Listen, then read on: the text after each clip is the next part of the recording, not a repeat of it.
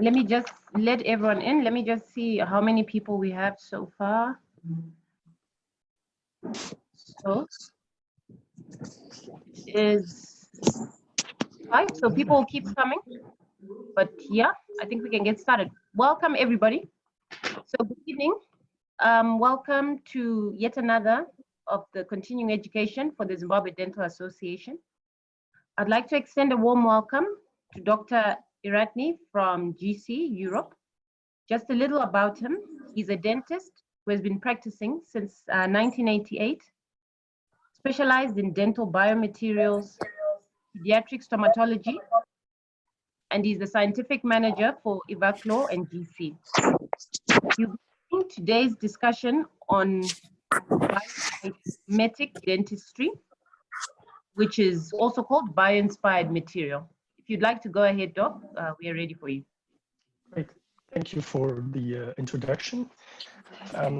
I thank you everybody joining this presentation today. I hope you will enjoy. If you have questions, feel free to ask them. The moderator will say if we can have questions during the presentation or at the end, what you prefer. You tell me how you manage it. So I will talk today about the use of glass monomer materials in direct restorations. So why I call this biomimetic dentistry and why I called it bio-inspired materials. Biomimetic is the type of dentistry where we are going today, dropping down and changing our behaviors from the existing materials that we have to a more biocompatible ones. And the bio-inspired materials are the ones that can mimic nature, that can mimic the teeth structure and behave as natural teeth. So just to start, I will start with just 2 slides as an introduction about the knowledge that we have when we have been graduated. I was graduated in 1988 and I worked as dentist in hospitals or dental office, and I worked as scientific responsible for companies in connection to universities. And there was not a day over this period where I didn't learn something new, where something I learned was not over, means it was obsolete. And this is what this guy called Schumpeter. Schumpeter was a finance minister for an Austrian country, for Austria.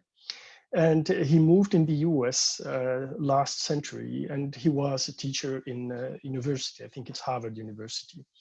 And he was explaining to his students that whatever they learn, half of it will be obsolete after 5 years. Half of what we learn in the university will be obsolete after 5 years. So they call this the creative distraction process. This is how he identifies or how he explains the innovation. And every day, companies, universities are innovating, creating new protocols, new clinical products, new materials, new treatments, whatever. Innovation is never stopping. And from this creative distraction process, he said that 50% of what you learn in the university is obsolete after 5 years. The most important thing is to know which 50% is to identify in our clinical procedures which products or which protocol or which clinical procedure is obsolete. We know that 50% of what we learn is already over after 5 years. We have every time to go education and redo from scratch and question our procedures in order to use the evidence-based new ones.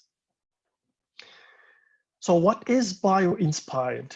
This is a drawing done by Leonardo da Vinci, where he designed this flying machine copying the structure of a bat wings. And there is a French engineer who decided to build this flight, and you can visit it and you can see it in the museum in Paris called Musée des Arts et Métiers. This is what is bio-inspired, means we are building things that can copy nature and that can work as good as nature. So as mentioned today, we'll talk about the use of glass ionomers for the use indication. So we'll see the physical properties of those materials. We'll go through many clinical cases and situations, and we'll see if those materials are efficient enough to be used in the different indication for direct restorations intraorally. When I started in 1988, early 90s, I started doing that, doing caries risk assessments for my patients. So I was collecting saliva and I was giving to the patient a paraffin gum to chew for 5 minutes. And I was collecting the saliva to see if they have enough saliva over a period of 5 minutes. 3.5 milliliters is acceptable after 5 minutes. And then we were testing the buffer capacity of the saliva, and if the saliva is able to neutralize the acidity created by the cariogenic bacteria. And we have been also collecting bacteria in the saliva and doing salivary tests, and then identifying if the patient is at low caries risk. Let me just, here you can see low caries risk, and high caries risk. Here we have 1,000, 10,000 Streptococcus mutans per milliliter of saliva, and here 100,000, 1 million Streptococcus mutans per milliliter of saliva. We salivate 1 liter per day, so you can imagine how many billions of Streptococcus, lactobacillus, and other bacteria we have intraorally. High caries risk will immediately alert us to create a treatment. Sometimes patients will come to us and they have healthy teeth, but they have high caries risk. So they are in a period where a caries can occur, and we can stop this caries process.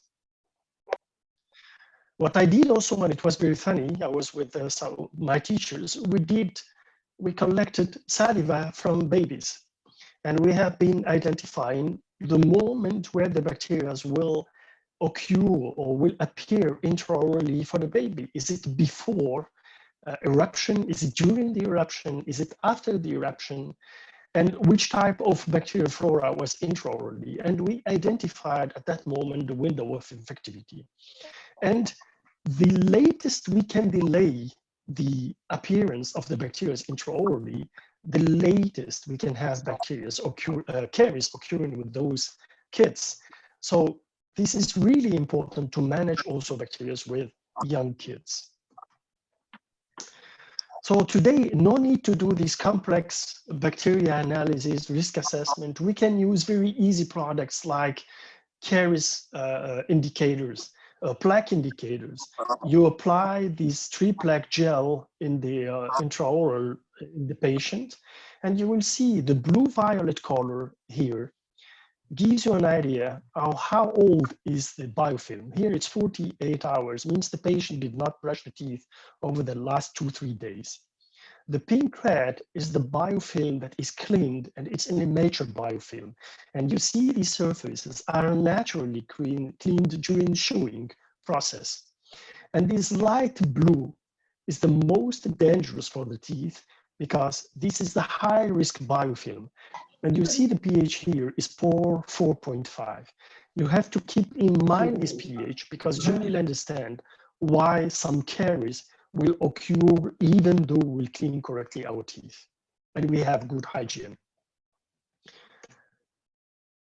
High caries risk can also be with patients that are under orthodontic brackets treatment, but you have also patients that have cleaned wonderful teeth, but they have areas that are not properly brushed and they are not insisting in some areas, and you see here this light blue will generate caries interproximal and cervical.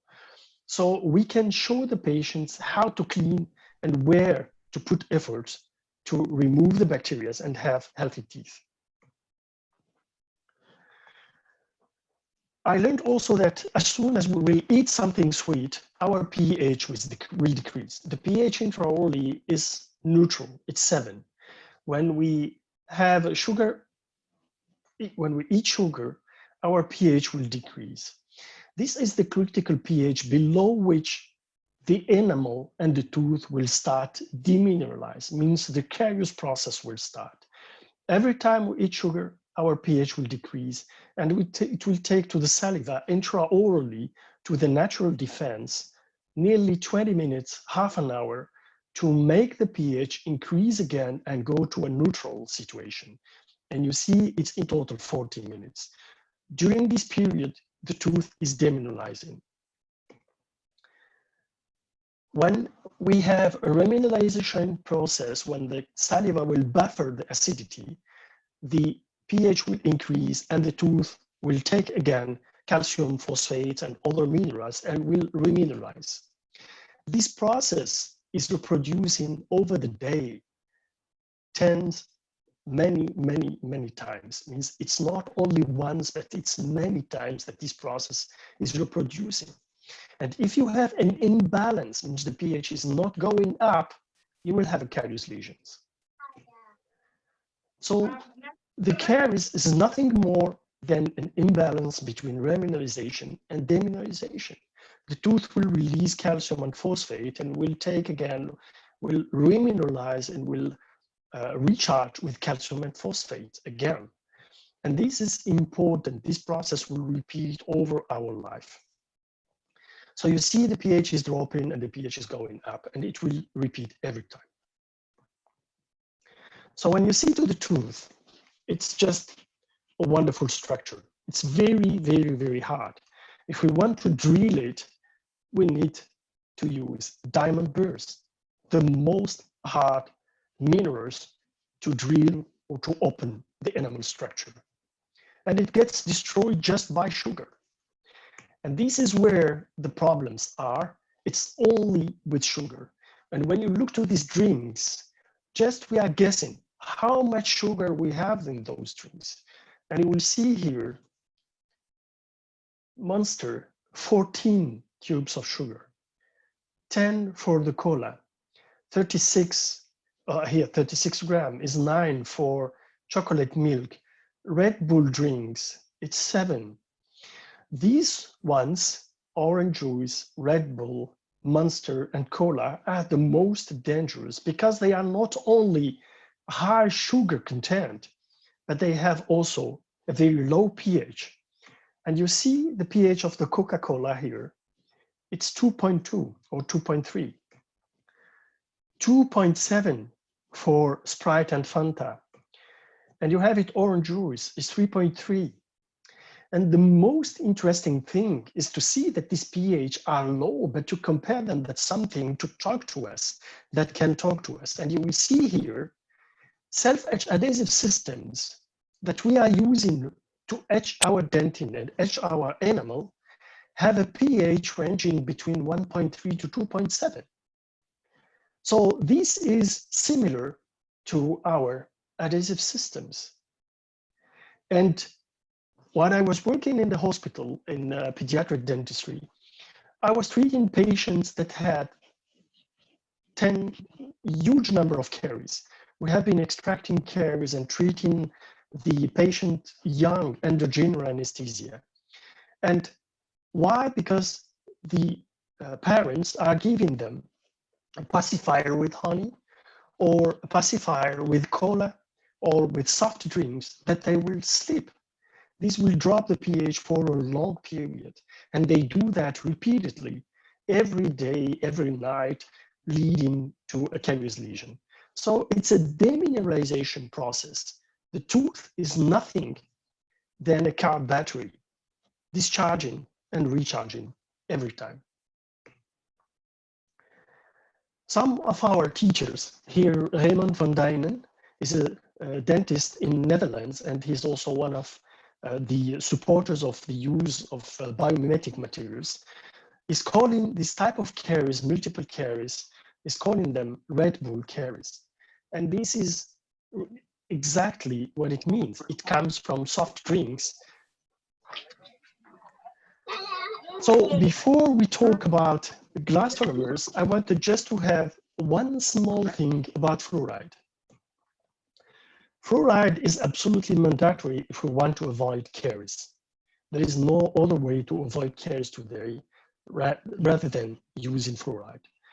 So we have a very small amount of fluoride in a toothpaste, but just to give you an idea how a toothpaste works, there was a clinical study where there was 3 groups, students in the university.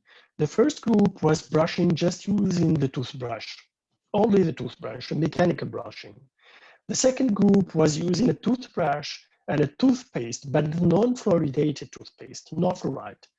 And the third group was using a toothpaste and fluoride into the toothpaste and the toothbrush.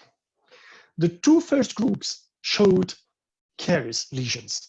The third group, even with a small amount of fluoride, never showed any kind of caries. We can have also caries to be applied using topical application. And you see here, the concentration is much more higher. And what is important here is the time of application. When you will brush your teeth, you have to brush your teeth at least 3 times per day in order to have a bioavailability of the fluoride intraorally and avoid demineralization. When you apply a varnish, the varnish will stay in contact to the hard tissues for 1 hour, 2 hours, even over the night. Sometimes they apply it at the end of the day and the patient can sleep with it. While using this type of fluoride for patients that are suffering xerostomia or patients that have oral cancers and no saliva, to protect their teeth from demineralization and to protect them from having osteoradionecrosis that can kill them. So it's easily applied and it stops completely the caries process. As I mentioned, the tooth will absorb calcium phosphate and fluoride and will release calcium phosphate and fluoride over the demineralization and emineralization process. So you can use also just calcium and phosphate products, and calcium and phosphate will also remineralize the teeth. And if you add to it fluoride, you will have the best remineralization effect that you could expect from a varnish or fluoride varnish. And here you see it's enamel, demineralized enamel, 1000 ppm, which is like a toothbrush. You will have superficial remineralization, what we call an eggshell remineralization. Here it's Clean Pro, and you see we have the same remineralization on the top surface and starting penetration of the remineralization into the enamel surface. 5000 ppm will give a better remineralization, but it's not enough. You have some areas that are not completely hardened and remineralized. Calcium and phosphate alone will give a better remineralization than 5 ppm fluoride. And if you add fluoride to calcium and phosphate, you will have the best remineralization you could expect from this type of products. And the microhardness of the enamel will increase dramatically, and also protection against caries. And you will see how the protection is working with the fluoride. And this is the introduction to the glass ionomers. One of the main strengths of the glass ionomers is the fluoride content, high fluoride content. And it's based on fluoroaluminosilicate powder, water, and polyacrylic acid. There are many other components, but we'll not talk about them. We have just to keep in mind that we have a lot of fluoride, we have water in it, and this water, we have to be careful how we manage the restoration later. So as we said, they are water-based material. So the maturation, the setting reaction is not setting the same like a composite material. You cure it, and then it will set immediately. It takes really days, hours, and months in order to complete the complete hardness, to complete the total setting of this material. And this is what we call the water balance. During the application, when you will place your glass ionomer, you have to protect it from dehydration or water contamination. So what we do a Vaseline on top of it, or we apply a varnish, or you can have another approach using just your light curing device. You apply it on top and you light cure for 1 minute. This will harden the surface of your glass ionomer, and it's called in the literature the heat curing of the glass ionomers.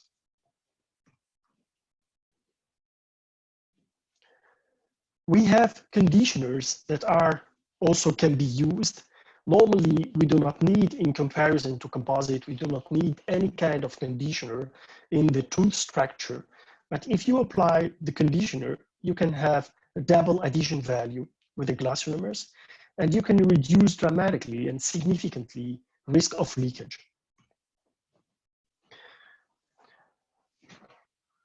So one thing that is important, how does a glass ionomer bond?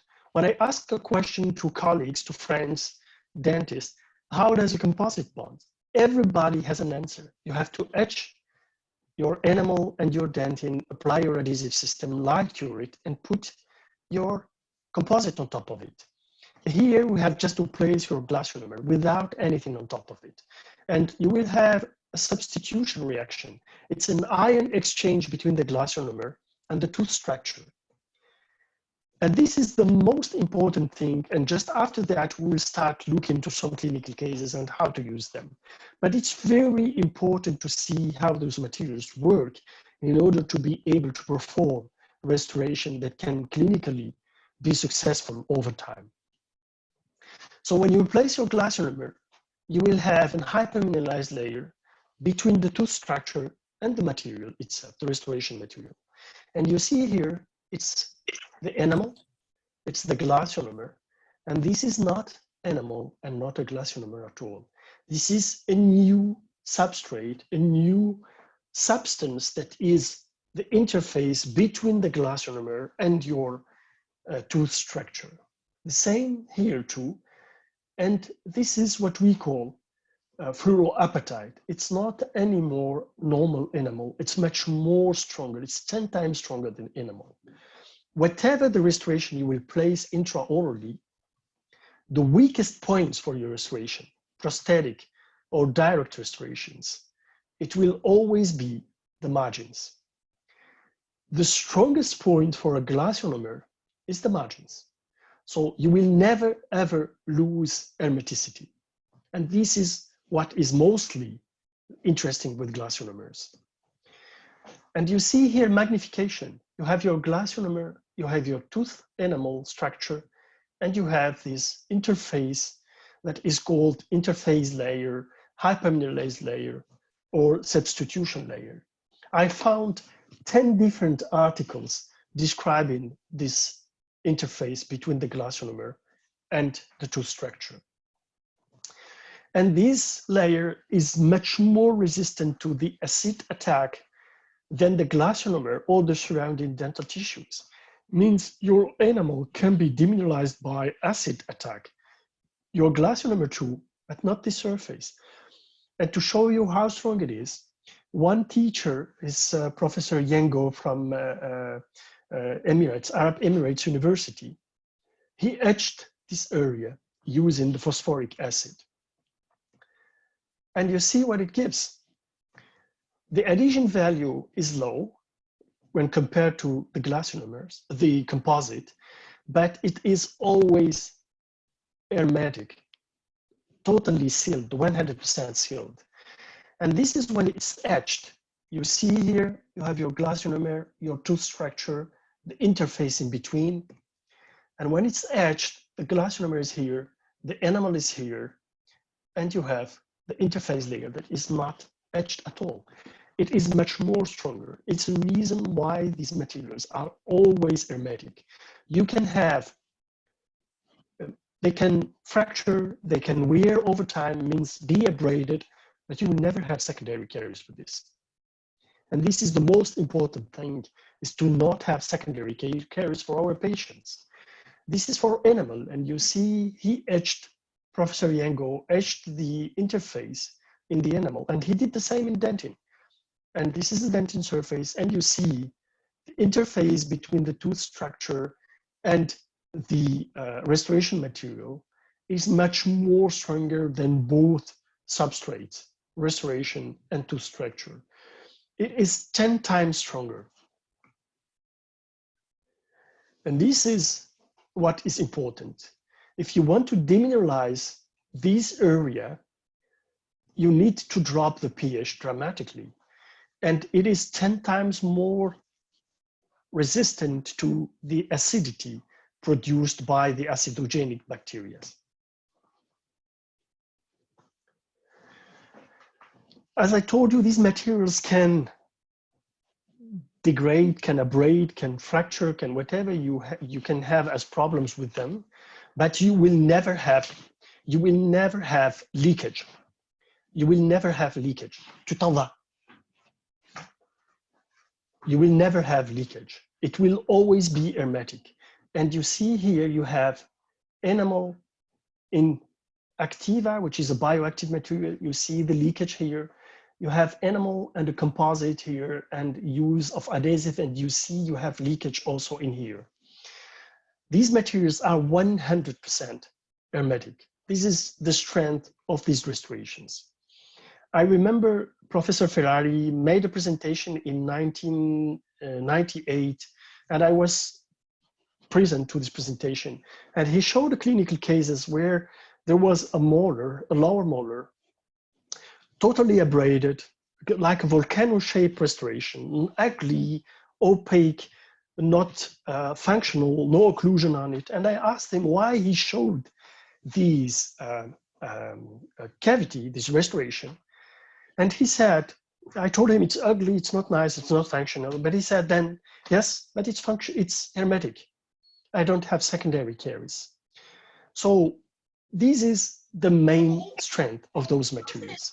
And since 98, the mechanical features increased a lot. So the hermeticity is the main feature, is the main factor that we would like to have with our restorations to avoid leakage and secondary caries. One thing that certainly most of you know is the atraumatic restorative therapy. It's done by Professor Jo Franken. And Professor Jo Franken was treating patients in outside areas using hand excavation instruments and placing glass lonomers mixed, hand mix, and also placed even with press finger technique. And he was using these instruments to open the cavity, and he was doing excavation. And these pictures were from 1988. And they did, using ART in emerging countries, more than 200,000 clinical cases reported and monitored to show that these restorations are behaving well and are performing also well. So this is one clinical case, and in the European countries, they are now questioning the use of ART in the dental offices for their own patients. And you can see here, it's an initial restorations, and 10 years later, it abrades. You have a chip here, you can see the material chipping. If you have a chipping in a composite restoration, you will have, after 1 year, secondary caries, huge caries. This will never happen with glass lonomers. So you see the material abrading. The material is still functional. It didn't destroy completely. And even you have loss of material somewhere, it stays functional, hermetic, and you have no secondary caries. And this is a 10 years restoration. I will show you other clinical cases with long clinical feedback like this. What happens to the fluoride release? So the fluoride will be released and will be absorbed by the tooth structure. And it has many advantages. You see, you will find it in the biofilm, and it will reduce the metabolic activity of the bacterial microflora. I told you the weakest point in your restoration is the margin limit. And when you replace your glass lonomer restoration, it will release fluoride, and fluoride will have an antibacterial effect. It will drop or reduce the bacterial growth around the restoration. So it's an additional protection for your restorations. And you see here, this is what Professor Yango did.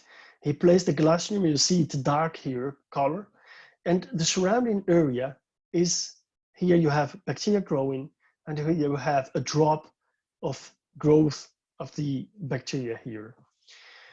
and you have an inhibition area around the restorations, the more fluoride it can release, the highest fluoride content, the lowest bacteria is growing around. So if you have your margin limits that are stronger in contact to those materials, and you have those materials have the ability to reduce the bacteria growth or even to inhibit the bacteria to grow close to your margin, you will not have secondary caries. You will not have decays. So we started using them.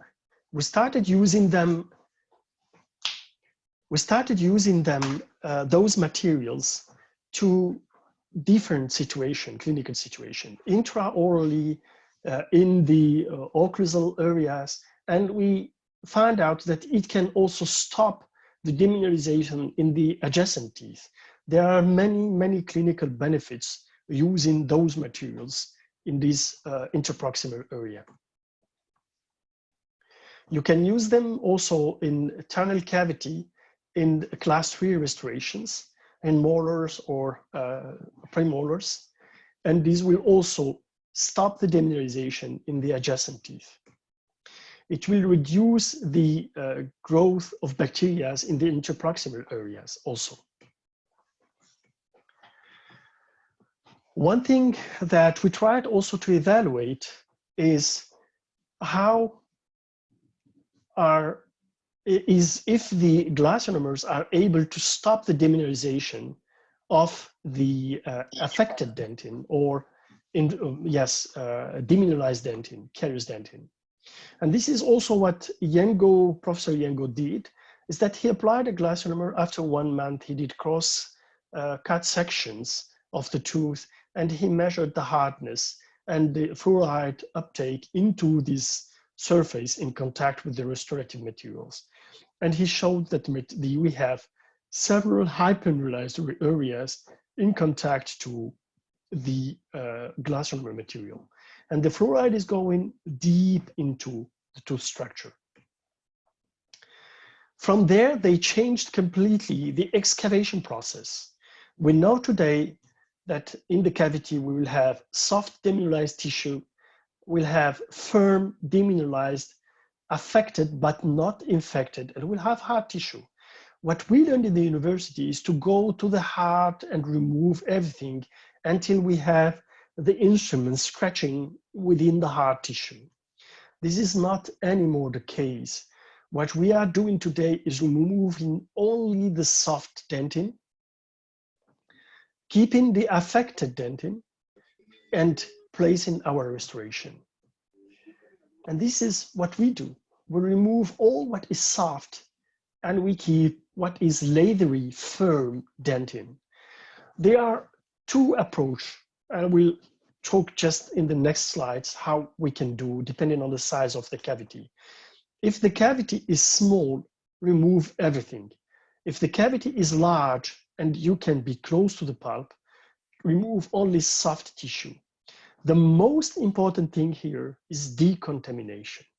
Use hypochlorite, diluted hypochlorite 1.5% to completely decontaminate the surface. And this is the change in excavation. So what we know today is that we will remove the infected dentin, we'll keep the affected dentin.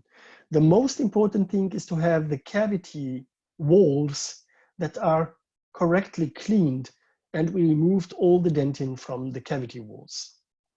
We will use hypochlorite or chlorhexidine or any other effective disinfectant to remove completely the bacteria from this area. So we'll go now to one clinical case, and you can see here we have a very nice composite that has 8 years old, and when you look at it, it doesn't seem that you have any kind of problem with it. But the patient was complaining pain and sensitivity, and we opened the tooth, and you can see, find out a huge cavity below with demineralized dentin.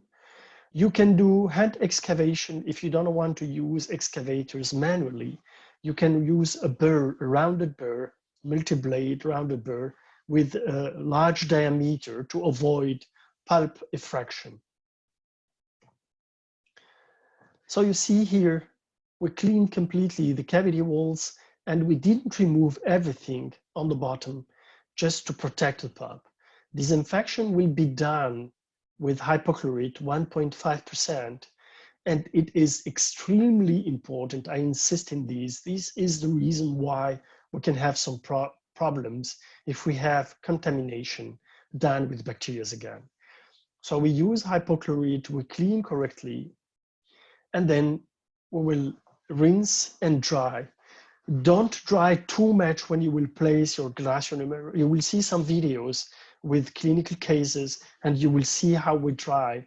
As I said, they are water-based materials and they need to have still some water and not desiccated surface to be more effective. One thing also, when you will place your glass lonomer, you see a shiny, brilliant surface. If it starts appearing matte and not brilliant, it means that the material already starts setting. So when you will use it, if it's too warm, you have to keep it in the fridge.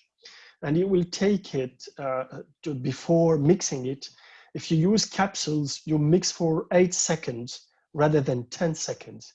Reducing the mixing time will give you a longer working time and application time. So this is the case replaced. You see how deep is the cavity, and this is 1 year later, the restoration still in place. This is a case from Dr. Malu van Dijnen. She was kind to share with us this clinical case, and you see it's a channel cavity, and you see the restoration in place. She placed also the same glass lonomer, the high viscosity material, in order to fill in the fissures. So the moment you will do an occlusal restoration, take the time and feel all the fissures to avoid having secondary caries coming just from those areas. This is the case before, and this is the case just after. One question that mainly I have from colleagues is how deep can be the cavity? Which type of pulp protection material can I place on top of my residual dentin, means on top of the pulp?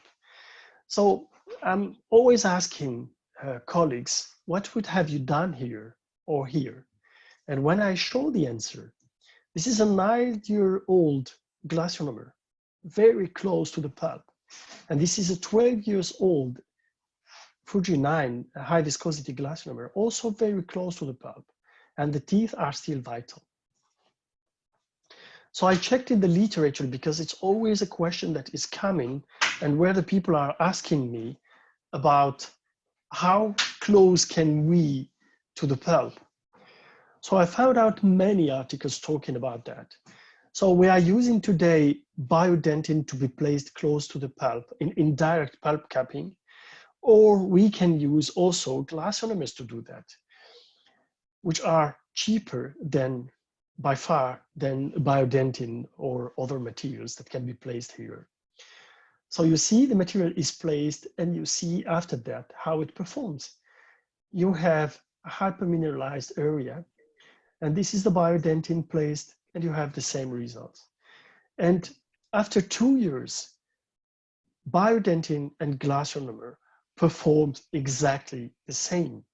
We have exactly the same results placing, bless you, placing glass lonomers or placing biodentin close to the pulp. At 2 years, we have the same results.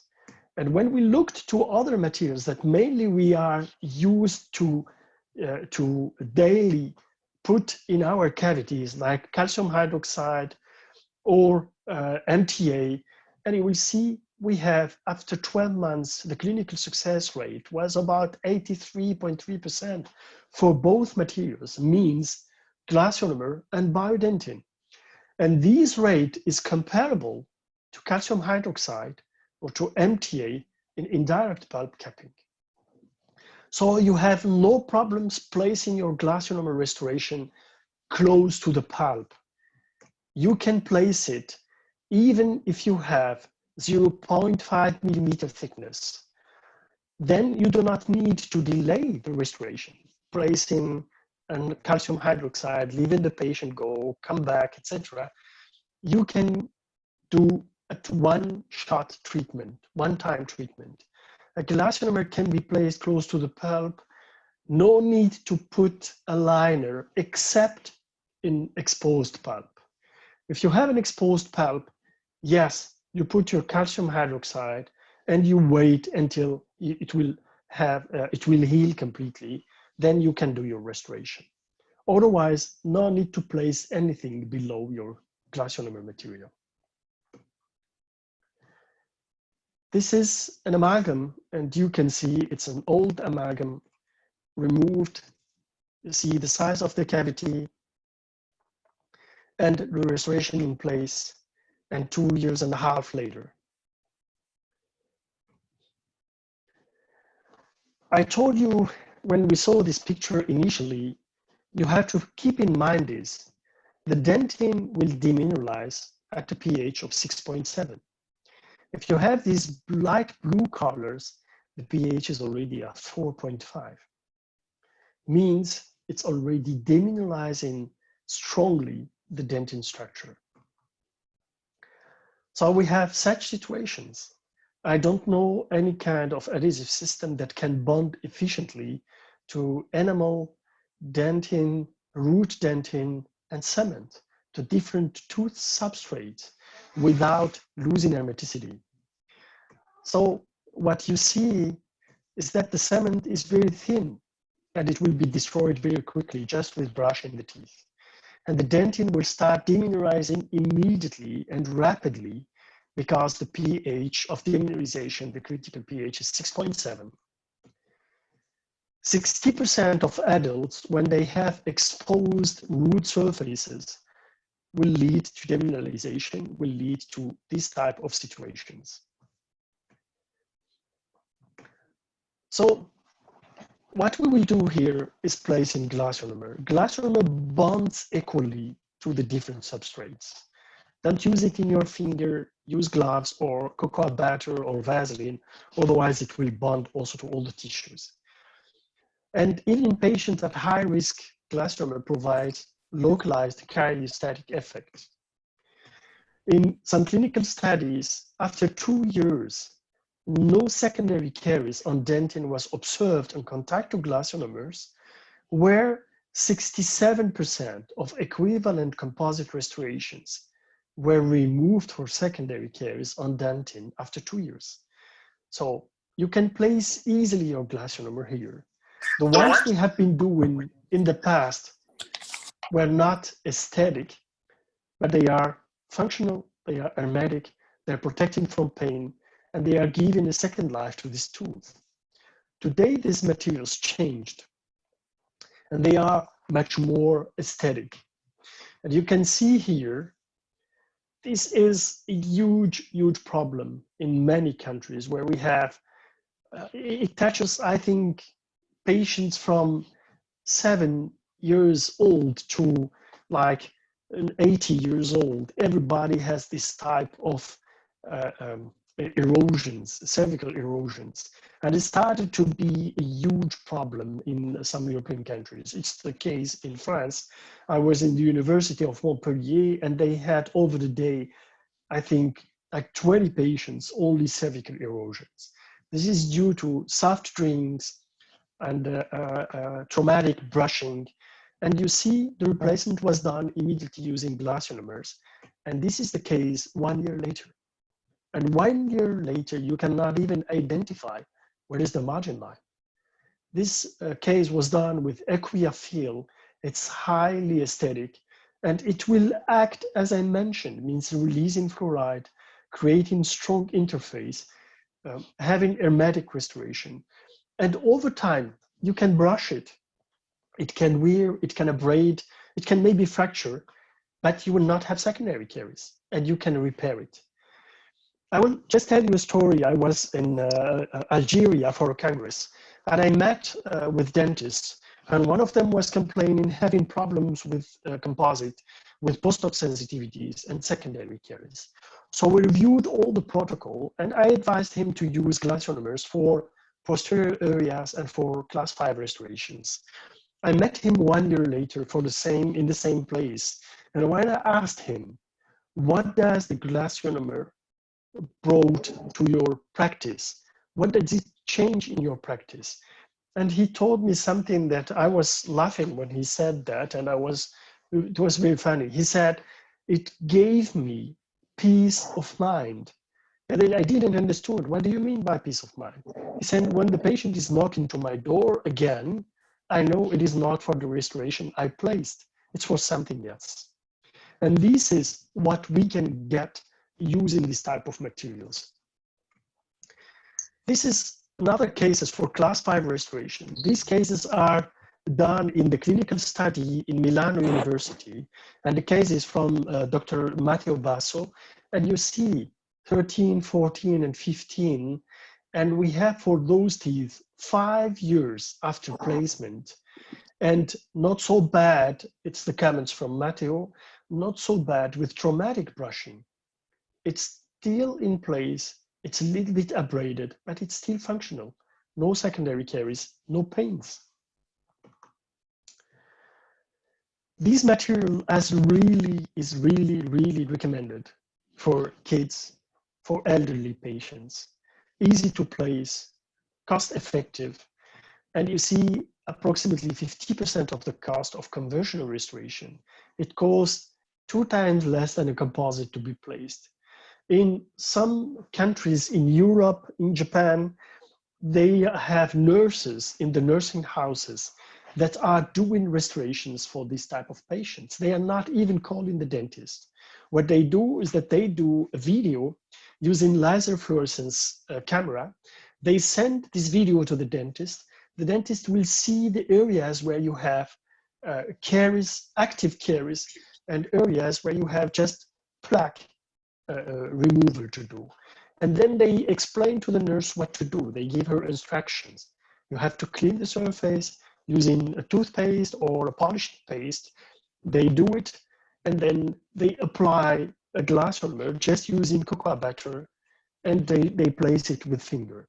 These type of restorations are done by nurses in nursing houses. No need to call a dentist or to call an ambulance to take the patient to the dentist office, which is really costly. And you can see in other studies, it's showing that it's really cost-effective alternative. For those patients that are very old, no need to make, in some cases, very highly aesthetic restorations, implant placement. We can do implant placement for patients that are healthy, not that old, and they can benefit from it. And these ones needs to have what we call a kind of emergency care.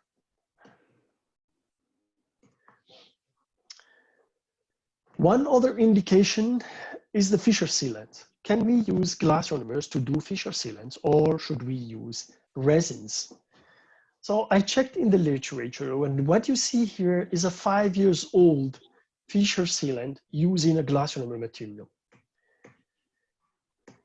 So placing a fissure is sealing hermetically areas that cannot be cleaned using toothbrushes. So when we seal it, we will hermetically seal this area. Bacteria will not have sugar and cannot continue to grow and cannot continue to demineralize the tooth. So the caries process will stop.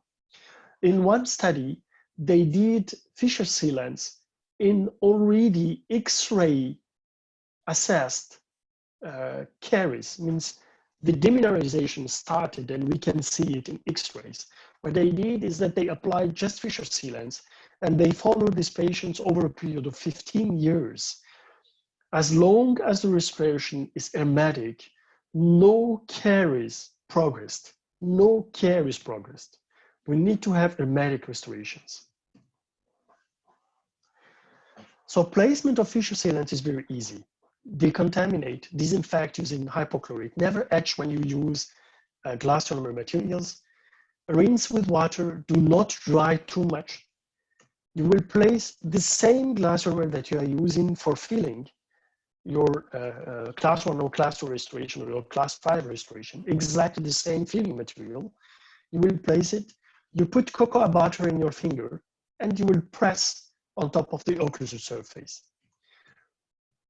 This is what was done during the IRT technique, when using the IRT technique in some areas, emerging countries. And you see here, you remove the excess, and the thing that is recommended is to light cure for 1 minute. Normally, we apply a coat that is a varnish that will protect the surface. This varnish must be cured, light cured, 20 seconds. What we are recommending and what some studies are showing is that if you extend the light curing up to 1 minute, close to the tooth, close to the surface, you will increase the temperature. You will have a temperature rise. And the increase of the temperature will lead to a hardness of the, will harden the top of your glass ionomer. And there will be no water uptake, no water balance to manage, if you remember the idea of the water balance. Are they effective? Are they working well?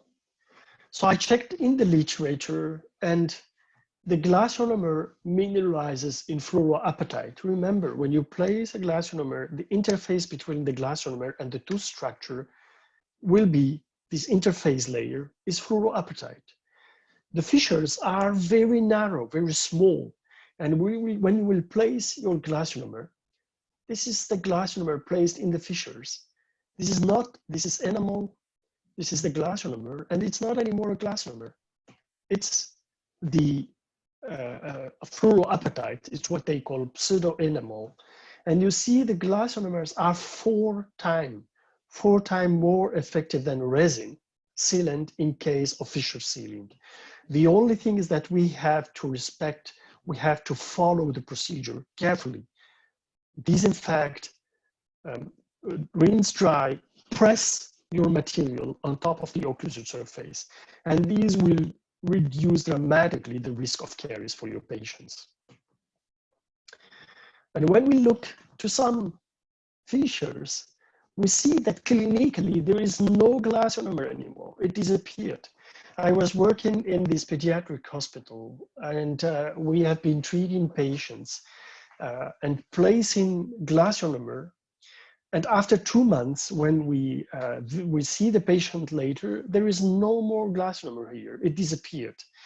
So we set at that time a procedure when we have been treating patient under general anesthesia, is to place the glass ionomer, to have the patient coming back to a control, to a checkup, and then we will etch the fissures and we'll place a resin. This is what we have been doing in the past. I was doing that until I think 2000, 2002. And you see here, the glass ionomer disappeared. But the fissures are not empty. There's still materials in the bottom.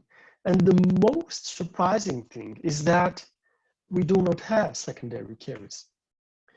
And as I said, in the fissures, you have fluoroapatite. And it's much more stronger than enamel and much more stronger than the glass ionomer restoration itself. And this is a picture from Jo Franken. And you see in this model, we have a 12 years glass ionomer material in the fissure sealing and no secondary caries. Even clinically, it's not anymore visible. We have a small amount of material that stopped the bacteria growth and reinforced completely the enamel structure, leading to the absence of any caries in this area. So I checked older articles and I found out this one from Mior and Mihare, and you see that they compared clinically fissure sealants done with glass ionomers and fissure sealants done with composite. And even though they noticed a large proportion of teeth sealed with glass ionomer lost their filling, none of these teeth showed caries. And caries have been found only on teeth sealed with composite sealants. I found this study from 1990, and then I looked to other articles. There is one from 91 with SEPA, Auvo 2013, Mykonos 2016, and you see they are showing that glass ionomer sealants can prevent the development of caries even after the visible loss of the sealing material. So placing Fischer sealant, glass ionomers, can avoid having caries. So can we use them for direct restorations, class 1 and class 2 restorations? This is one of the questions also that we had. And when I talk with colleagues and with friends, they see problems with the glass ionomers, not easy to place. They have a too long setting time, 1 month. The fracture strength is not enough. Water absorption does not allow optimal mechanical properties. Indications are limited, only small class 1 restorations or class 3 and class 5. And you can use them maybe in class 2 in non-stress bearing area, not occlusion. Let's see if things changed over time. What changed in the last generation, the recent generation, is that it's called the high viscosity glass ionomers. Because what we did is that we increased the amount of powder within the liquid, and they reduced the size of particles. And by doing that, they improved the mechanical resistance. And you see the wear value of enamel is the one of the physiological wear of the enamel that we have with the glass ionomer, 15 micron per year on premolars and 29 on molars. It will abrade the same like the enamel tooth structure. And this is due to this high filler that are charged, that are placed into the high filler amount into the structure, and also the filler size that is nano filler size that are added into this material. One thing also that is important is this coat. I said it's water-based material and we have to protect it from water. So we place a coat on top of it, or a varnish, or a Vaseline on top of the surface to avoid during the first hour the material to be in contact with the water. So if you place the coat, you see it here, it will protect completely your glass ionomer, and it will penetrate into the glass ionomer, creating a very strong surface on top of it.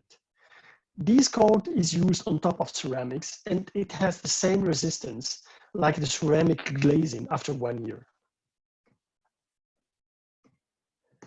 So when we look to the mechanical features, I checked in articles and I found that these in reality, it's a test done by this research center, and they found out a hardness, a group hardness of 61.9 for the Equia. And I checked, this is Equia 40 hardness. They checked Riva, which is another glass ionomer, high viscosity glass ionomer. After 10 minutes, you see the hardness is 37.4, which is 2 times lower than the Equia 40 HT. The Activa, which is a very interesting bioactive material, cannot increase the hardness, and some clinical studies were stopped after a few months, 1 year, because of the failure rate too high. So these materials are now enough mechanically resistant to be in stress-bearing areas in class 1 and class 2 restorations. I checked clinical studies for class 1 restorations, and you see here, after 7 years in stress-bearing area, Basso and the University of Milano, they had 100% clinical success. 6 years, 100% for Gurgan in Turkey. 6 years for Trukun in London. 4 years, 900% Klimke and all in Germany, Greifswald University. 3 years 100%, Diem and Friedel 2 years 100% in Germany, both of them. So we have mostly no failure when we place it following the right procedure. And then I look to these clinical studies, and you see here 48 months, 82 class 1 restoration, 150 class 2 restoration, 72 class 5 on 202 patients. And the conclusion is that these materials can be used as permanent restoration materials in stress-bearing areas in molars and premolars. This study was done in 2 universities, Matteo Basso from Milano and UNESCO from Dubrovnik in Croatia. Another study, Greifswald University. Here we have 1,000 restorations, 643 patients, 111 dentists participated in this study. They did 515 Equia restorations, 486 Fuji9 fast class 1 and class 2 restorations have been carried out. And at 4 years, only 3% fractures were observed for Equia. I said, it can fracture, it can abrade, but it will not have secondary caries. And you see here, 2010, 11, 12, 13, 14, and 15. And after 6 years, the restoration is still functional. It has good anatomic shape, and it's not fractured or abraded. Another clinical evaluation at 16 months showed no anatomical alteration signs, no secondary caries, no surface texture alteration, and no post-op sensitivities, and shades were acceptable. And this is done after 16 months, 126 class restorations were evaluated by Seville Gurgan.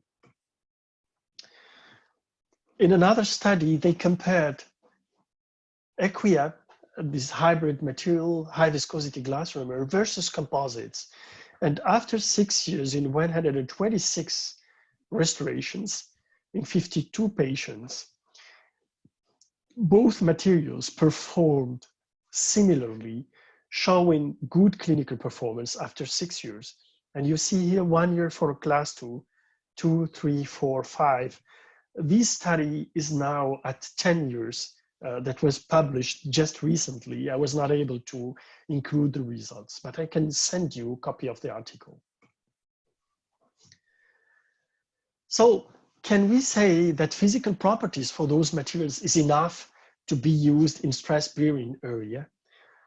And before saying that, and before starting using those materials for this indication, more than 10,000 restorations were evaluated over 6 years.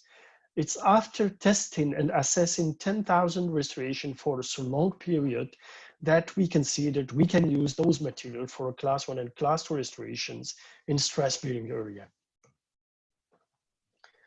I will just show you something different. Also, is the hardness. I said that the glass ionomer has a maturation process. The setting process is taking a long time. When you will light cure your composite, it will set immediately and the hardness will remain the same over time. A glass ionomer will continue set and will continue harden, which will give you something that is close to ceramic hardness in some cases. Few tips and tricks for the placement. If you place your glass ionomer, you have to avoid having overhangs or too high contact points. This is valid for whatever is the restoration. You can use metal, you can use amalgam, you can use zirconia here. You have these overhangs with a high contact point. It will lead to fracture. These will just fracture.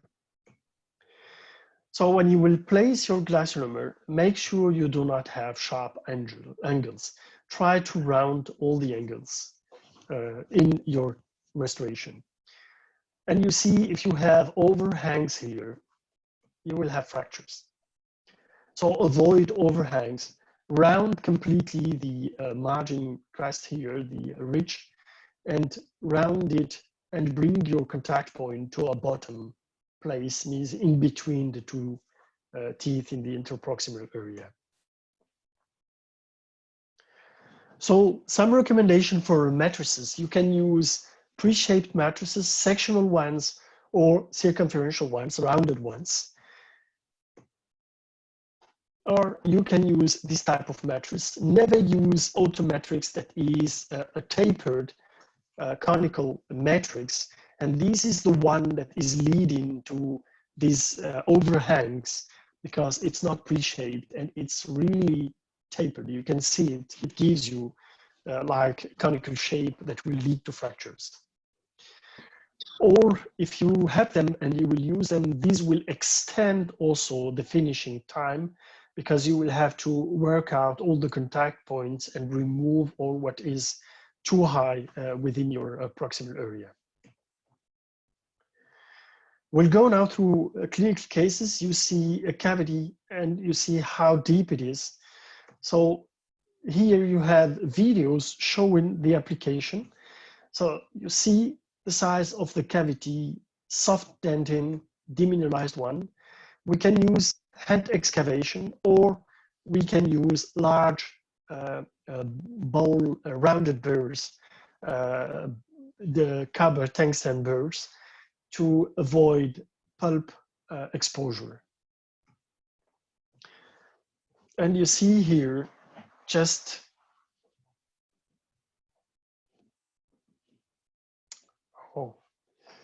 the video is not starting. Maybe okay, I can do it like this. So you see here the excavation. It goes very fast without any pressure. We remove only the soft dentin, infected dentin.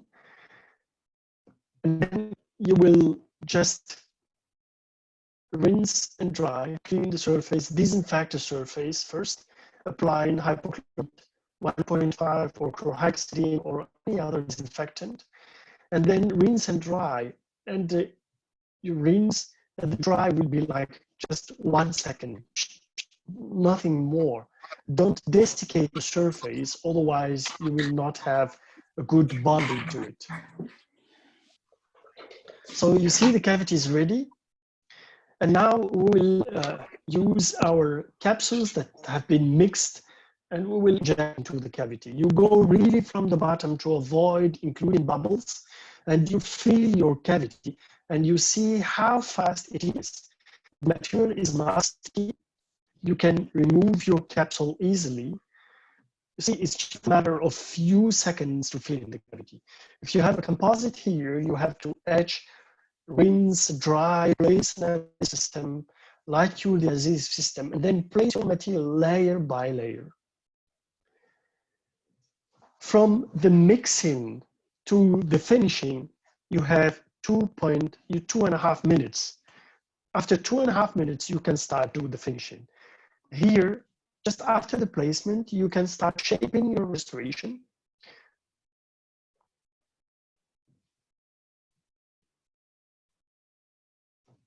And then you will go to the finishing. As I said, the finishing, you can do it 2.5 minutes from the mixing. It means you do not need to wait that much. You mix 10 or 8 or 10 seconds. You place your material. You start pre-shaping the restoration. From the mixing to the finishing, you have 2.5 minutes, and then you can start finish your restoration. What is also important is to round this interproximal area to avoid having overhangs or high contact points.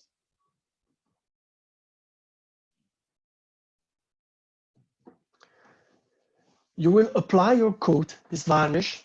We have a varnish that is delivered with the glass lonomer, and this varnish is very important. If you have the varnish, you apply a varnish and you light cure for 1 minute. This is called the heat curing.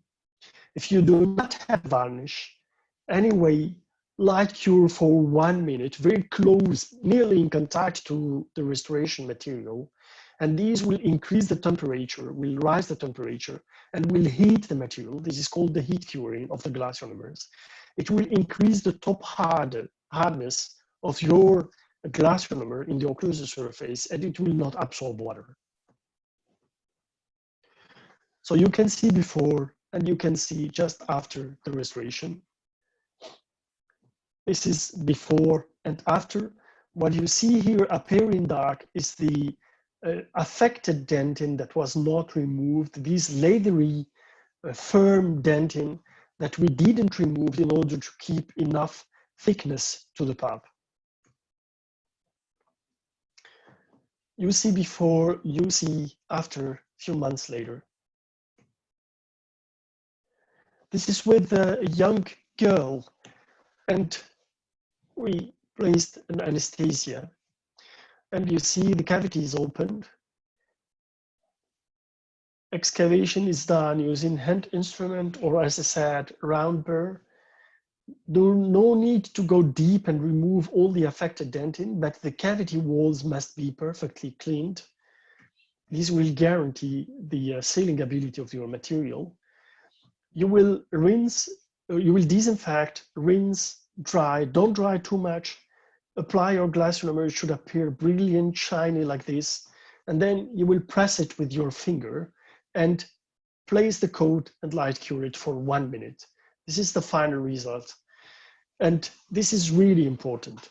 Disinfection with hypochlorite is mandatory with chlorhexidine or any other disinfectant. This will clean up completely from the bacteria and will give you a much more higher success rate. The press, cocoa butter, Vaseline, glycerin gel in your fingers, press your material in the occlusal surface to allow it to stick completely to the or cavity walls and into the cavity, remove the excess, apply the coat and light cure for 1 minute, close or in contact to the restorative material. It will absorb the heat and it will harden completely, and it will protect the restoration from water uptake. I did one exercise in the office, is that I played with different capsules. So I had Equia 40 Fill HT, Ionostar Plus, the Ketak Molar, and the Chemtrail Rock from Densefly. And one thing I was considering is the easy access to the bottom of the cavity when you are treating a molar in the lower arch with not really good oral opening, means mouth opening, and you cannot go to the bottom of the cavity to inject your material. You will include bubbles. This will reduce the mechanical resistance of your material. So I was surprised to check to see whether the access is good for all the capsules. So I did this. This is the GC Equia 40 HT. This is the Ionostar, I think from Voco. Yes, it's Ionostar from Voco. This is the Ketak Molar from 3M, and this is the Chemtrail Rock from Densefly. And you see that the nozzles here, the injecting tips, are not enough long to give you the ability to inject from the bottom of the cavity. Angulation can help, but you need to go very far and you need to make a huge angle, and sometimes you cannot do it intraorally. And then I was also surprised to see the diameters. We have been talking about small cavities. We have been talking about fissure sealants, interproximal, I mean minimum invasive dentistry or micro dentistry, where you have to open interproximal area, small cavity channel cavity, and you will inject your material. But if the diameter is too big, you will have to enlarge.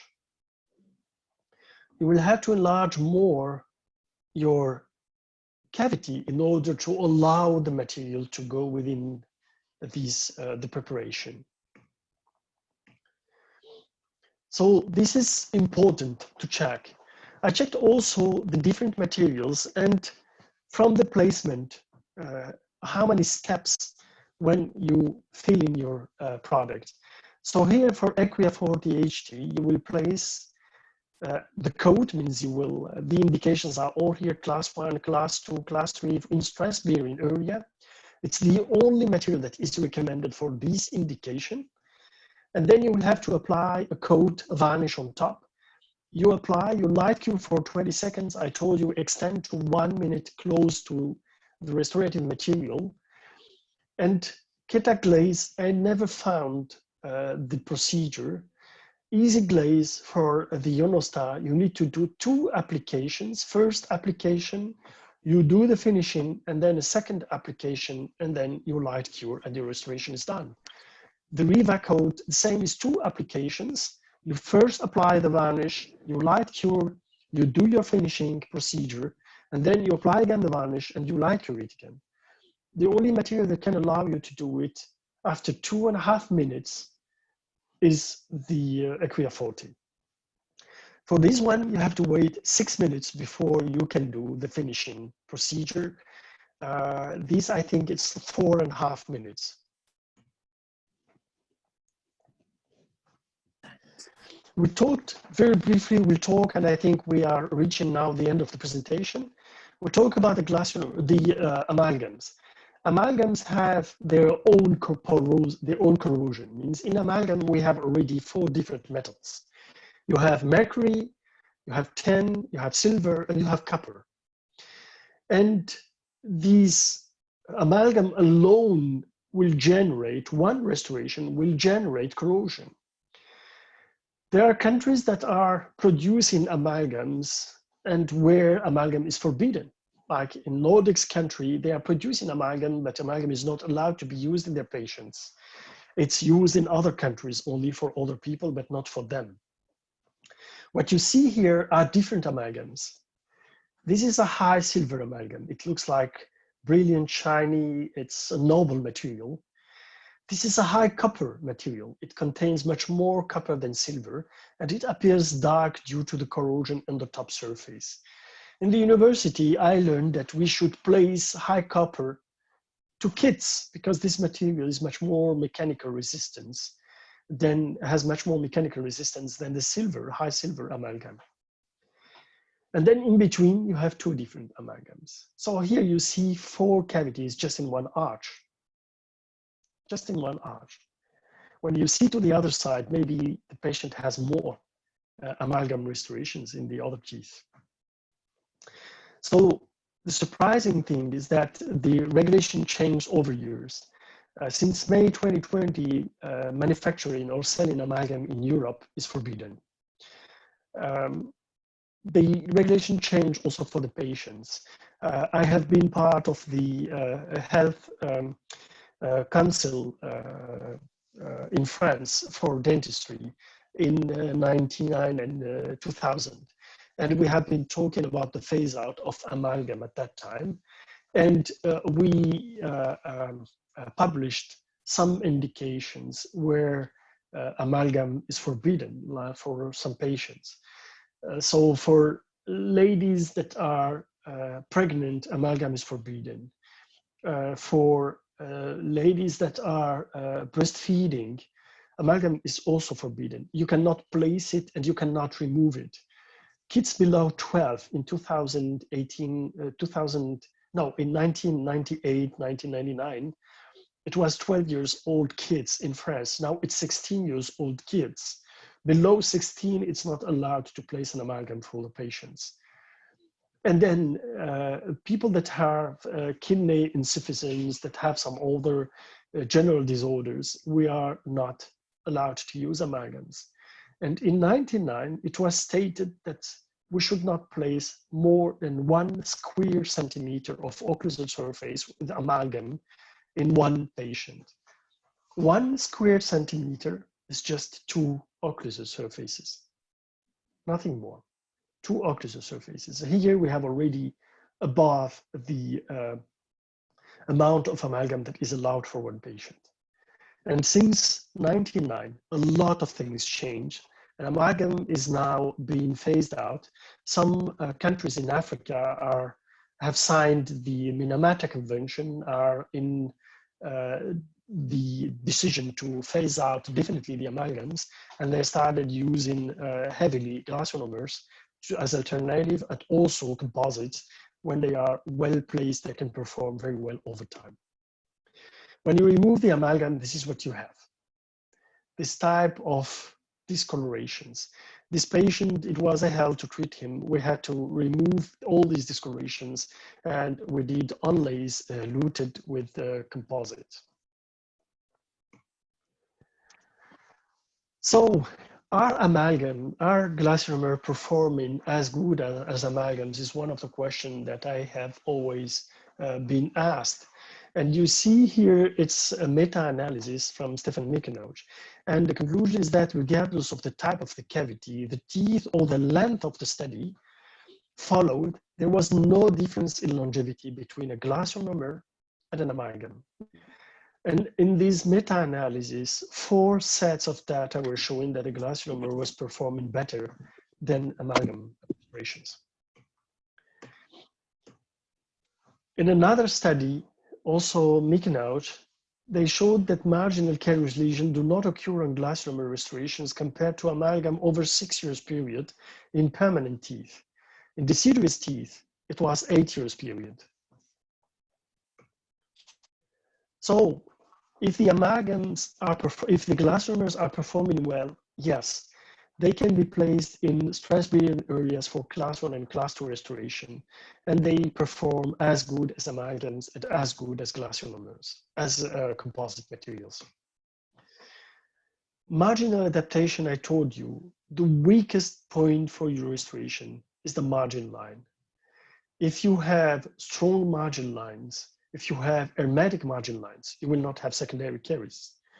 And the glass ionomer were assessed in comparison to different adhesive systems. Remember this, the glass ionomers have this interface layer that is fluoroapatite that is much more stronger than enamel or dentin. And they compared the glass ionomers to 5 different adhesive systems. The 3-step etch and rinse, 2-step etch and rinse, 2-step self-etch, 1-step self-etch, and a glass ionomer. And only glass ionomer gave the best clinical performance. And only glass ionomer was the only category that met the requirement of the American Dental Association for the hermeticity and the behavior over time. So if we look to the features and the benefits of those materials, we have a good coefficient of thermal expansion published by Neubauer, and he still works with the glass ionomers still today.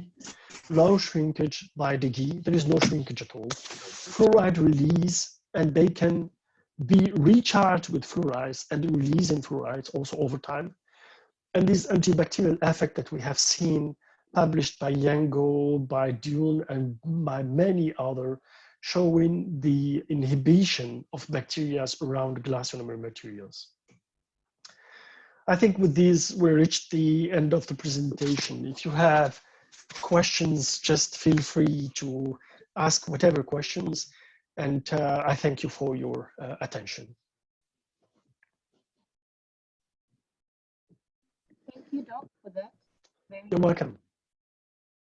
We'll just see if anyone has... I can't hear you very well. Can you hear me now? Yes, it's better. Yeah. I was saying thank you for the very... We'll just give it to anyone. It's not better. It's not better. I can't really hear you. Can't hear me? Maybe it's the Wi-Fi here. Yes, now it's okay.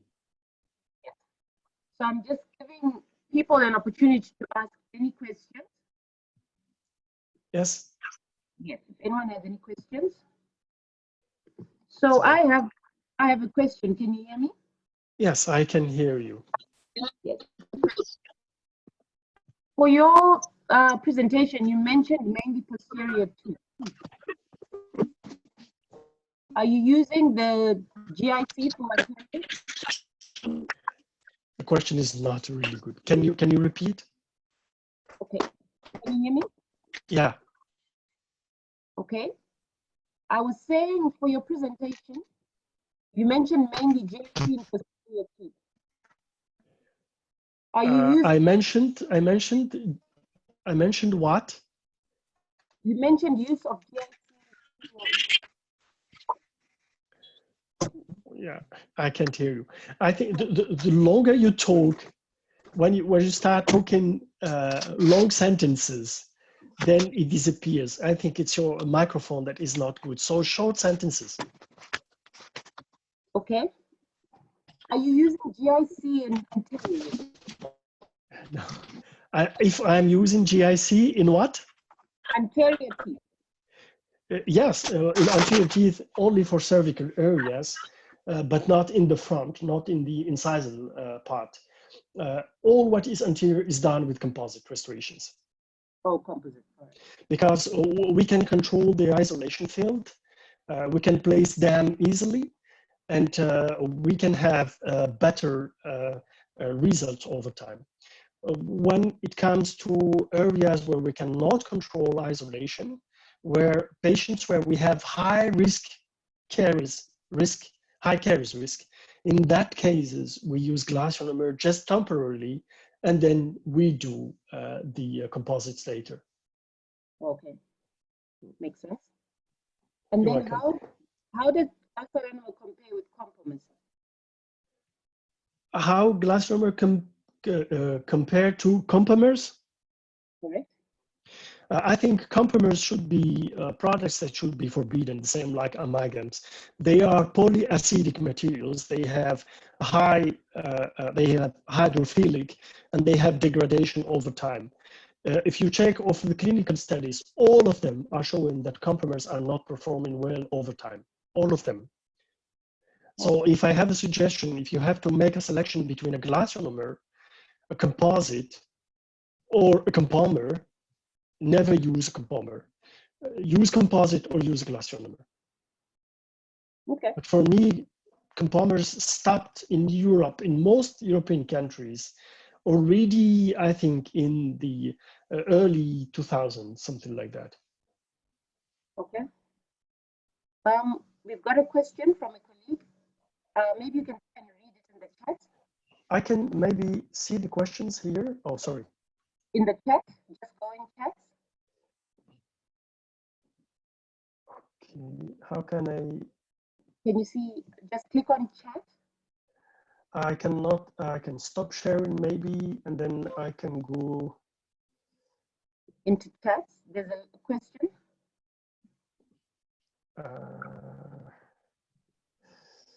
Screen. Can you see the question from? No, I cannot see the questions. Just tell me where. Or maybe here. Can you briefly explain the concept of immediate dentin sealing? Yes, no problem. And which dental material is recommended for immediate dentin sealing? So the immediate dentin sealing is normally used for prosthetic restoration or during prosthetic restoration, but it can be also used for temporization if we do not have temporary materials. So what we do when we do prosthetic restoration is that we place an adhesive system to protect the prepared dentin.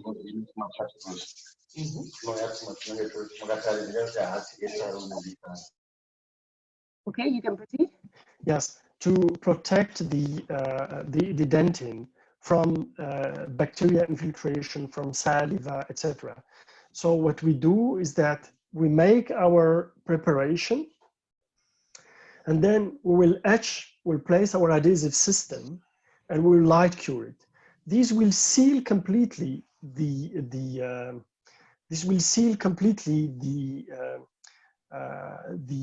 dentin, and will allow you to protect the dentin from bacteria infiltration and so on. Means it gives a better clinical success over time when you have to do bonding of full ceramic restoration or other restorations like zirconia and so on. Okay. We have another question. Yeah. Someone said, I noticed you're not routinely using rubber dam. Is there any particular reason for not using rubber dam? No, there is no particular reason for not using rubber dam. It's much more easier. And there are some studies showing that glass ionomers can perform good even in contaminated area. It doesn't mean that we can work in saliva contaminated surface, but we need to protect it. But working just with cotton rolls is enough. These materials can work in moist surface, not contaminated. Moist surface means not dried ones. Like adhesive systems needs to have completely dry surface, without saliva, without water, without anything. This is the big difference between glass ionomers and composites. So there is a kind of technique tolerance. I can call them the four wheels driving for the restorations. It can allow certain deviation in the procedure. It can allow certain mistakes. A composite never. If you place a composite, only breathing will give you like 99% of humidity around. So you have to put it down, otherwise your composite will not be correctly placed and you will have secondary caries. Composites are hydrophobic, totally hydrophobic. All right. We've got another question. Yeah. Can Equia fort glaze be used on Fuji Extra? Yes, yes. You can use the Equia 40 glaze in whatever glass ionomer, restorative material. Just put it on the top, light cure it. It is recommended, as I mentioned, to be light cured for 20 seconds. And then in some studies, they started light curing glass ionomers or the coat on top for 1 minute. This will generate the heat. But historically, while we are trying to have temperature rise, what we did early 2000 was we tried to harden the glass ionomer faster. And we used ultrasonic sound device. The problem is that the temperature rise was very, very high. It reaches up to 80 degrees, which kills the pulp immediately and burns the patient. So we try to use not ultrasonic sound, but just the sonic instruments, like Excalibur sonic field instruments for the with the scalars. And even though the vibration is really low, ultrasonic is, I think, 34,000 hertz. The sonic is 7,000 hertz, but the vibration is still strong and generates a lot of heat. And then we discovered it was a collateral effect of using the coats, that when you place the coat and you light cure it, you have an exothermic reaction. This coat is have an exothermic reaction, is it will generate heat. And it hardened the top surface of the glass ionomer. And some of the researchers started just heating the composite, the glass ionomer, with the light curing device. Make an experience, use your light curing device, put it on your nail, and try to stay for 10 seconds light curing your nail. And you will see after 4 or 5 seconds, it will start burning. So this will give you an idea how the light curing is working. It can generate heats. Okay, and then we've got one more question. It says, is Equia fort more superior to Fuji Extra? Yes, yes. It is the last generation. The Equia 40 is not anymore a glass ionomer. It's mainly called hybrid glass. It's the last generation of those materials. It's much more stronger mechanically compared to all other materials. I don't remember, maybe you saw here in this slide, they were saying that the strength or the hard, the Knoop hardness is virtually the highest ever for a glass ionomer material. It was in the one slide I showed you from a reality tests at this research foundation. One thing I wanted also to add is that in the US, they call those materials, they call them smart glass. And I like really the word smart glass. Equia stands for easy, quick, unique, intelligent, and aesthetic. This is very nice. The smart I like much more because in the smart you will find the ART, Atraumatic Restorative Therapy, or treatments. But since we do not have secondary caries, since we do not have problems with the hermeticity, I consider it as social and medical, because we are not creating problems to our patients. We are not generating other bigger issues to our patients. by secondary caries that can lead to infection and pulpal problems, ondo treatments, and so on. So they are calling it in some it's a social, medical, atraumatic restorative treatment. And I'm in contact with health ministries in 2 countries in order to perform tests in schools with kids to do fissure sealants. And after 1 year to revisit the school with the same kids to test if they had caries or not. So we will do in these 2 groups, some without fissure sealants with the glass monomers and the others with fissure sealants and glass monomers. And we'll see the evolution for these kids in the elementary school. So this is one thing we are trying to do. And then we are also discussing with health ministries in order to convince them to use whatever, I'm not saying GC, Equia, or whatever, but to use glass monomers for some indications for high caries risk patients, for patients that cannot afford treatments in regular basis, just to allow them use glass monomers. What I did recently is that I gave to some universities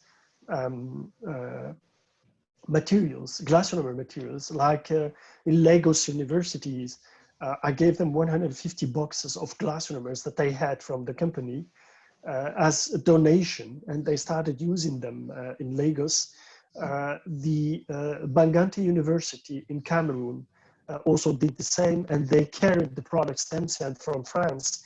They took them to Cameroon. In Senegal, in Dakar, also, they did the same. They carried the product themselves. In Algiers and in Morocco, 2 universities also did the same. They accepted donation, and they started implementing. And sometimes they are even doing clinical trials with those products. So there is a benefit, but we have to get more evidence for the people.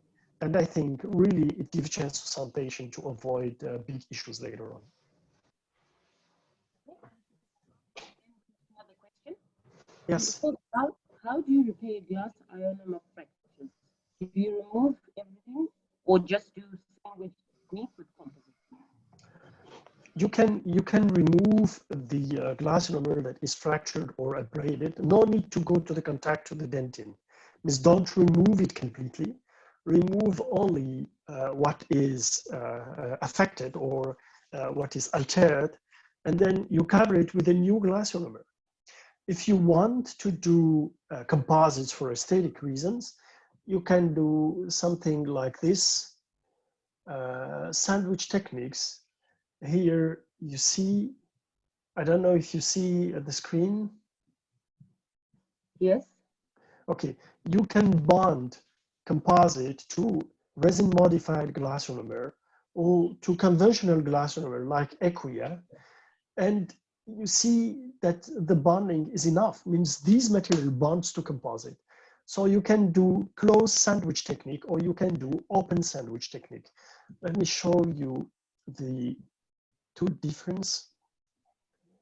In open sandwich technique, it's here. So you can do this type of thing. You can, if you have a very deep margin, don't try to place a composite here, it will never work. Put your glass ionomer, Lightcure it, or leave it to set, and place your adhesive and your composite on top of it. This is an open sandwich technique. And this will avoid you to have problems with class 2 restorations. Just to give you one statistics, in France, in the richest area in France, they call it Côte d'Azur, where you have Nice, Cannes, all the richest people of France are living. The social security system published results of the class 1 and class 2 restorations after 1 year. After 1 year, class 2 restorations done with composite in this very rich area where they have everything was 60% failure after 1 year. They were never able to manage the margins or to manage hermeticity here using composite. Place your glass ionomer. If you can also do a closed sandwich if the margins are not subgingival. You can place your glass ionomer and put your composite on top of it.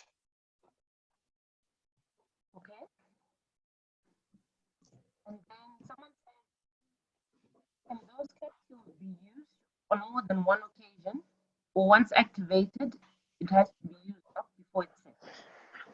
When activated, it has to be used for one patient. I advise, I'm not forcing anybody to use capsules, but honestly, when you will mix manually powder and liquid, you will include up to 50% of bubbles in porosities. There are articles showing that. I can share articles with everybody, it's no problem.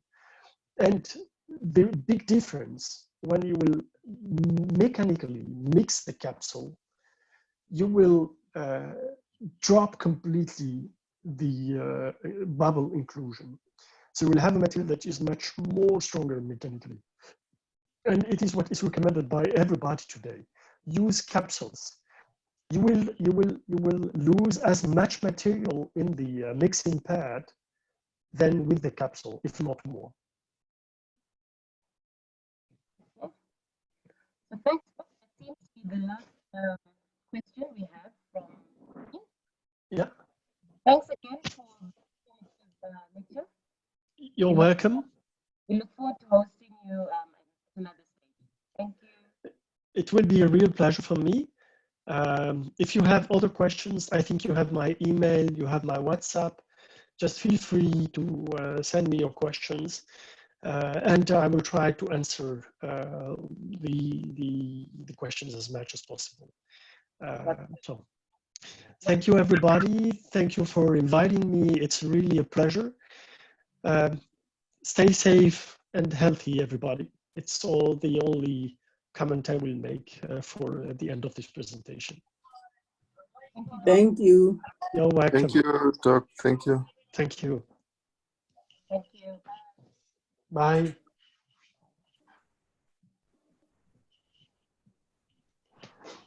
Can I ask you one question? Yes. If you can share with me, I think you have my email, the list of participants and the number of participants. It's really important for me because I keep track of all the presentations I did right now. And I have all the participants' names. If they contact me, I know who contacted me and from where. Thank you. Ciao, everybody. Hi. Bye.